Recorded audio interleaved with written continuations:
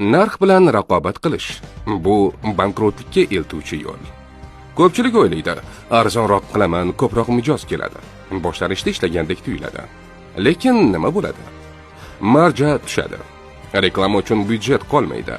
Sifat yomonlashadi, servis pasayadi, mijozlar sodiqligi yo'qoladi. Siz kichik jangda yutib, urushni yutqazasiz.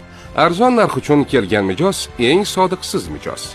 Ertaga kimdir undan ham arzon qilsa, darrov o'sha tomonga o'tadi. Ularni o'zgartirib bo'lmaydi. Ular qiymat emas, faqat foyda izlaydi.